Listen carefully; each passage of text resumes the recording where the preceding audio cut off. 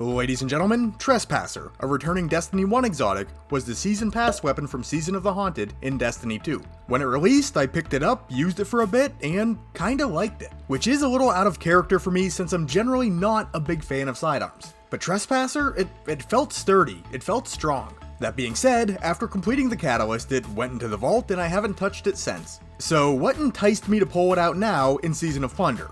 Two things mainly. It's an arc weapon and it can find some synergy with our Arc 3.0 subclasses. The synergy is on the lighter side, but I wanted to see what I could do with it. Two, sidearms as a whole just got a little bit of a buff. The auto-aim fall-off distance for the weapon class has been increased by 30%, so when engaging with sidearms at the further reaches of their optimal physical range, those bullets should be more accurate and carry more forgiveness. A change I especially wanted to feel out in PvP. But we are going to do the full rundown. Stats, perks, damage, functionality, utility. I'll provide the information, give you a little bit of my personal input, and you can decide for yourself whether or not this is a weapon that is worth your time. But with that, let's get into it with a look at the stats and perks. Trespasser is an exotic arc sidearm firing at 491 rounds per minute by way of a 3-round burst. It does have 30 rounds in the magazine and a maxed out recoil direction of 100. For the stats, they're more or less average for the archetype. The stability at 90 is very good, but not uncharacteristic of other adaptive burst sidearms. The airborne effectiveness though at 29 is fairly strong. Outside of that, not a whole lot to write home about. But there are no glaring flaws in the stat line either. For Trespasser's intrinsic trait, we have Unrepentant. Reloading after defeating a target causes the next burst to be a longer, more powerful super burst. This is going to cause the weapon to fire 6 rounds with a very substantial damage increase, which we'll be looking at coming up. The exotic perk is Be the Danger. Final blows with the super burst automatically reload the weapon and provide another super burst. So basically the Unrepentant trait is self-refreshing. The exotic catalyst for this weapon, which is acquired by completing a coinciding quest line, gives Trespasser the Tunnel Vision perk. This provides a plus 20 to the aim assist stat and makes the weapon 20% more accurate, while increasing the aim down sight speed for 5 seconds when reloading after a kill. If this is a weapon that you are interested in and you didn't get your hands on it last season, you can pick it up from the exotic weapon archive at the tower, provided you have the correct currencies. And I do believe that you need to have purchased the Witch Queen Season Pass to have access to this weapon. But that wraps us up here, so onward to the PvE section, starting out with some functionality testing. And there's really not a whole lot to look at here outside of the Unrepentant perk.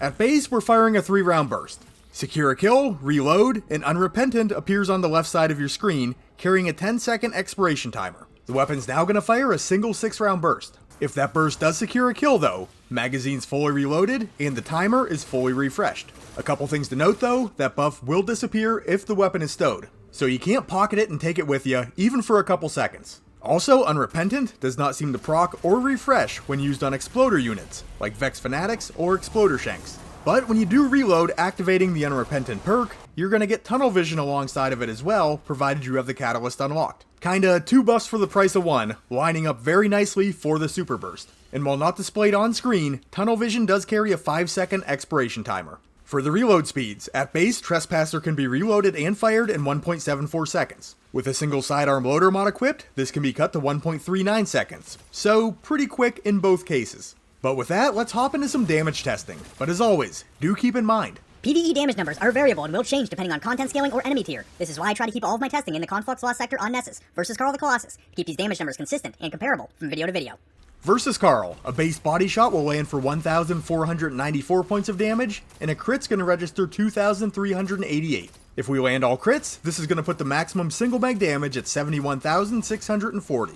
I have the time to fire off all 30 rounds, coming in at 3.43 seconds, putting the damage per second at 20,911. Which is pretty decent for a primary. Not exceptional by any means, but not too bad. Bringing the Unrepentant perk into play, body shots from the super burst will register 4,496. Crits are going to hit for 7,185, essentially triple the damage of the weapon's base values. But since we are examining things in a single target damage scenario, we're only going to get a single super burst, with the rest of the magazine seeing base damage. But still, that super burst does move the single mag damage up to 100,422. The time to empty I have coming in just a shade quicker at 3.31 seconds, which puts the damage per second in this case at 30,339. And that there is pretty darn good damage coming out of a primary. For a tangible comparison, I wanted to run it against Risk Runner. And while they're not the same weapon type, they do fill similar roles. They're both close range exotic arc primaries, and both, in my opinion, are really geared toward ad clearing more than anything else. So Risk Runner with its Arc Conductor perk active is dealing 1,315 points of damage on a crit, and without it we're looking at 1,196. After self-procking the perk, I was able to fire off 68 rounds before the perk expired, and I was left with 39 rounds at base damage in this particular case. If every shot were to have landed as a crit, that would have been 136,064 points of damage, with it taking 7.2 seconds to fire off all 107 rounds. So the damage per second with Risk Runner sits right around 18,898. So with Arc Conductor active, you are going to be able to push out more total damage, but even at base, Trespasser does best it in the DPS department. For Trespasser's performance in PvE, as I just said, I think ad clearing is this weapon's strongest application. Exotic primaries inherently see 40% extra damage versus red bars. Put that on top of the triple damage provided by the super burst, and this weapon's going to tear through even the tankiest of ads with a single trigger pull. Even a lot of major targets, depending on the content difficulty, are going to get deleted from a single super burst. And because of that insanely high one burst potential, you just keep rolling with Trespasser. The magazine's instantly refilled on a kill, the unrepentant timer is fully refreshed, and another super burst is ready to go. This allows you to mow through packs of ads very efficiently. And since this weapon is a sidearm, the surprise attack charged with light mod is a great option to run with it. When readying or reloading a sidearm, charged with light stacks are consumed. In return, you'll get the charged magazine buff, 5 shots per stack consumed with a 40% damage increase. So provided you have the stacks built up, on a reload after a kill, you'll proc Tunnel Vision, Unrepentant, and Surprise Attack, improving the accuracy and forgiveness of the Super Burst, while seeing it deal 10,059 points of damage per bullet versus Carl. That's 60,354 points of damage if the full burst lands as crits.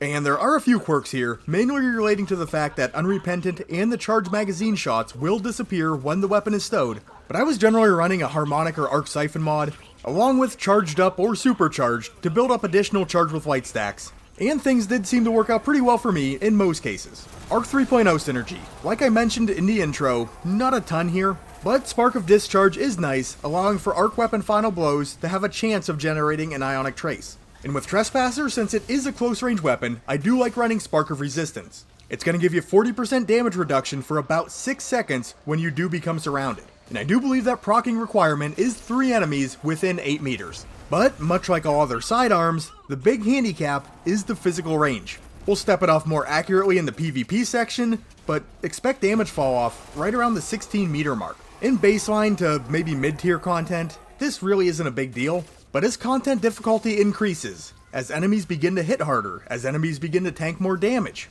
running in with Reckless Abandon, or just constantly playing within 15 meters of enemies starts to become a less feasible strategy. Unless you have exceptional situational awareness and extremely good knowledge of enemy tendencies, trying to keep yourself planted within Trespasser's optimal range can be very risky in endgame level activities. And the only other real knock I have against this weapon is the high damage is tied to kill activation. And not that you would tend to lean on your primary in a true single target damage scenario, but you do have to have an ad present to proc that super burst, which could provide a little bit of extra supplemental damage. But no ads, no bonus damage, all you're left with is a base sidearm. Onto the PvP section though, and we'll see how Trespasser's holding up in the Crucible. As always, we'll be starting out with the damage testing. On a crit, we're looking at 32 points of damage, and to the body we're seeing 20, rounded up from slightly lesser values. The optimal time to kill comes in at 0.73 seconds with 5 crits and 2 body shots, and that's versus tier 6 resilience or higher. 5 or lower, or with some sort of external damage buff, you can 2 burst the Guardian if all those shots land as crits. The body shot time to kill sitting at 1.1 seconds with 10 shots landed, 4 trigger pulls. Here again, if you do have an external buff active, you can get the job done without needing that last burst. When proccing Unrepentant in the Crucible, you will get the 6-round burst, but that burst is not going to carry any additional damage. If we adhere to the same rules as the base testing, can it 1 burst? Sure, but it is only going to be marginally quicker. But anyway, physical range. We are going to see damage fall off occur right around that 16.5 to 17 meter mark. So you got to keep inside of that to hit for full damage. For my thoughts on Trespasser's performance, I do want to disclose one thing right off the bat. I am not a fan of sidearms in PvP. In general, I'm just not good with them. If you're looking for a masterclass on how to use sidearms in the Crucible, I mean, go watch True Vanguard, cause it ain't happening here. So that is the perspective from which I'm sharing my opinion from. But I was really hoping that I could say, after the mid-season tuning pass that boosted the forgiveness of sidearms a little bit, that Trespasser is the one that breaks the mold for me. But sadly, that's not the case. It does have some redeeming qualities though. The crit percentage to hit the optimal time to kill is only 71%. 5 crits, 2 bodies, just like other adaptive burst sidearms. That is the most forgiving bullet combo of the weapon class. And with any damage buff active, 2 burst kills are on the table. They do demand higher accuracy, but that should take the optimal time to kill down into the 0.67 range. Then Trespasser does feel quite stable with the stat sitting at 90. And the overall accuracy does get boosted a little bit when you do have tunnel vision procced. The recoil stat is sitting at a maxed out 100, keeping those bursts nice and vertical, always appreciated. And the weapon with its good base airborne effectiveness stat can feel quite consistent from the air, so no complaints in that respect. But some flaws do poke through with this weapon as well. For starters, adaptive burst sidearms may be the most forgiving of the weapon class, but they also have the slowest base time to kill, right alongside aggressive burst sidearms. And while they do perform well versus lower tier resilience guardians, with the resilience stat helping to mitigate flinch now, you're not seeing as many low resilience guardians in the Crucible anymore. Then Unrepentant only providing a longer burst with no damage bonus kinda just throws me off a little bit. Personally, I see it more of just a disruption to the weapon's burst cadence than anything else. And while it can be nice if you do have an external buff activated, now we're looking at 2 requirements that need met to get the weapon firing on all cylinders. Then the full stat line isn't exceedingly good. It's not bad, but it is more or less on par with most legendary adaptive burst sidearms. But archetypically similar options like Peace Bond, The Vision, Last Dance, they can roll damage perks, improving the bullets to kill without the need for an external buff. Or they can roll Rangefinder, which accidentally has maintained its aim assist fall off for the time being. But it's just hard for me to see the true value of running Trespasser over other exotics, or just over a nicely rolled legendary sidearm. If it's a weapon that works out well for you, I mean, go nuts. Me, I'm gonna take a pass. Closing thoughts though, Trespasser is a strong weapon in PvE for lower tier content. And we have had some banger season pass weapons, Tiku's, Witherhorde, Duality, but Trespasser to me feels more like a swing and a miss. It can be fun in low end PvE activities, or maybe an enjoyable gun to plink around with in the Crucible every now and again, but there's just not enough here to entice me to use this weapon over so many other strong Destiny 2 exotics. But hey, if you did find this review helpful, useful, or enjoyable, please remember to leave it a like and consider subscribing to the Ironworker Gaming channel. If you have anything to add, drop it down in the comments, and be sure to follow Ironworker814 on Twitter if you'd like to keep tabs on me over there. And with all that being said, I'd like to thank you for taking the time out of your day to check out this weapon breakdown. You guys are awesome, and I will catch you on the next one.